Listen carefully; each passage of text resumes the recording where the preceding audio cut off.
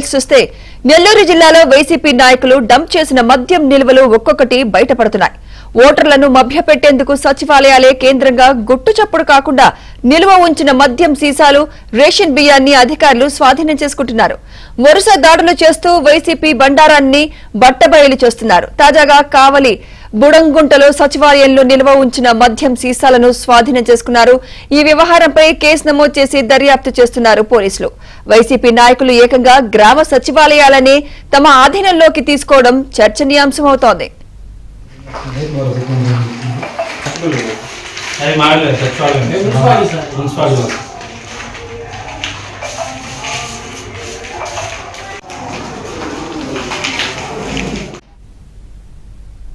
నెల్లూరు జిల్లాలో వైసీపీ నాయకులు డంప్ చేసిన మద్యం నిల్వలు ఒక్కొక్కటి బయటపడుతున్నాయి.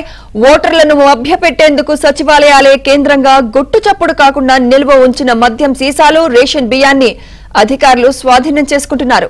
వరుస దాడులు చేస్తూ వైసీపీ బండారాన్ని బట్టబయలు చేస్తున్నారు. తాజాగా కావలి బుడంగుంటలో సచివాలయంలో నిల్వ ఉంచిన మద్యం సీసాలను స్వాధీనం చేసుకున్నారు. ఈ వ్యవహారంపై కేసు నమోదు చేసి దర్యాప్తు చేస్తున్నారు పోలీసులు. వైసీపీ నాయకులు ఏకంగా గ్రామ సచివాలయాలనే తమ ఆధీనంలోకి తీసుకోవడం చర్చనీయాంశమవుతోంది. ఇదే అంశంపై మరింత సమాచారం మా ప్రతినిధి మహేష్ అందిస్తారు. మహేష్, సుమిత్ర, నెల్లూరు జిల్లాలో వైసీపీకి ఓటమి భయం వెంటాడుతుంది. ఈ క్రమంలో పెద్ద ఎత్తున మద్యం సరఫరా చేసి ఓటర్లను ప్రలోభ పెట్టి ఓట్లు దండుకోవాలనే భారీ కుట్రకి వారు తెరదీశారు. ఈ క్రమంలో పెద్ద ఎత్తున మద్యం అంతా కూడా నెల్లూరు జిల్లాకు తీసుకురావడం జరిగింది. ఇవన్నీ కూడా ఎక్కడంటే అక్కడ గడ్డివాములు, పేడ దెబ్బలు, కాలువలు, రొయ్యల గుంటలు, ఇలా రకరకాలుగా ఎక్కడంటే అక్కడ వాటంతటినీ కూడా డంప్ చేయడం జరిగింది. అవన్నీ కూడా ఒక్కోటిగా బయటపడుతున్నాయి. నిన్నటి రోజున మంత్రి కాకానికి సంబంధించి ఆయన అనుచరుడే ఈ రోజు అరెస్ట్ చేయడం జరిగింది. ఆయన దగ్గర దాదాపు 4323 బాటిల్ పట్టుకున్నారు. ఇది జరిగి 24 గంటలు కాకముందే కావలి బుడంగుంట సచివాలయంలో ఏకంగా ప్రభుత్వ సచివాలయంలోనే మద్యం బాటిళ్లు బయటపడ్డాయి. అక్కడ మద్యం ఉందనే సమాచారాన్ని కొంతమంది అధికారులకు సమాచారం ఇచ్చారు. ఆ అధికారులు వచ్చే లోపే దాదాపు 15 కేసుల వరకు మద్యాన్ని ఇతర ప్రాంతాలకు తరలించారు వైసీపీ వాళ్ళు.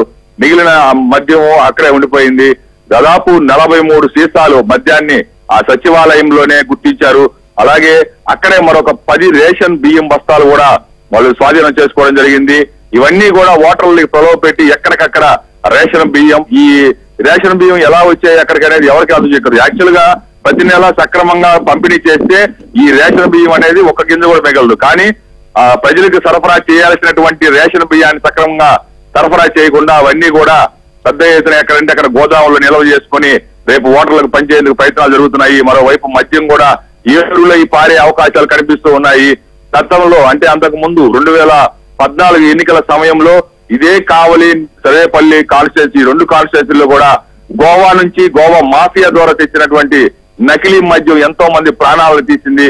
ఈ రోజు కావలిలో లభ్యమైనటువంటి 43 సీసాలు కూడా నకిలీ మద్యమే అనే ఒక చర్చలు జరుగుతూ ఉన్నాయి.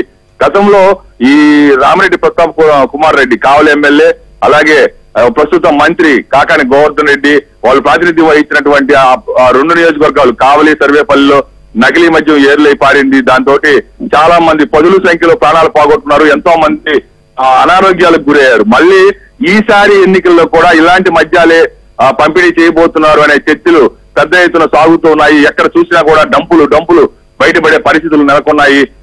ఇప్పటికే అంటే దాదాపు మే 13 దాకా టైం ఉన్నా కూడా 1-2 రోజుల ముందు దాదాపు ఏదో మద్యం పంచుతుంటారు. కానీ ఈసారి నెల రోజుల ముందు నుంచి ఓటర్లని మత్తులో ముంచెత్తి వాళ్ళ చేత ఓట్లు వేయించుకోవాలనే కుట్ర కొనసాగుతున్న నేపథ్యం మనం చూస్తూ ఉన్నాం.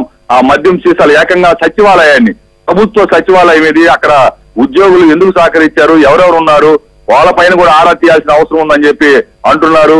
ఆ సచివాలయాలు మొత్తం కూడా వైసీపీ నేతల స్వాధీనంలో ఉన్నాయి. వాళ్ళు ఏది చెప్తే అదే జరిగే పరిస్థితి. ప్రభుత్వ సచివాలయం అంటే అది ప్రజల కోసం పనిచేసే ఒక కార్యాలయం. అలాంటి కార్యాలయంలో ఇవన్నీ బయటపడుతున్నాయంటే ఎన్నికల అధికారులు ఏం చేస్తున్నారని ప్రజాస్వామ్యవాదులు ప్రశ్నిస్తున్నటువంటి పరిస్థితి ఉంది. ఇప్పటికైనా ఎన్నికల అధికారులు గట్టి చర్యలు తీసుకోవాల్సిన అవసరం ఉంది. ఒకవైపు వైసీపీ వాళ్ళు పెద్ద ఎత్తున పెట్టరేగిపోతూ ఈ మద్యం నిల్వలు ఉంచి ఆ మద్యం అంతా కూడా ఓటర్లకి ఇస్తూ వాళ్ళ ఆరోగ్యాలని హానికరం కలిగిస్తూ వాళ్ళ ప్రాణాలకి హానికరం కలిగిస్తున్నటువంటి నేపథ్యం.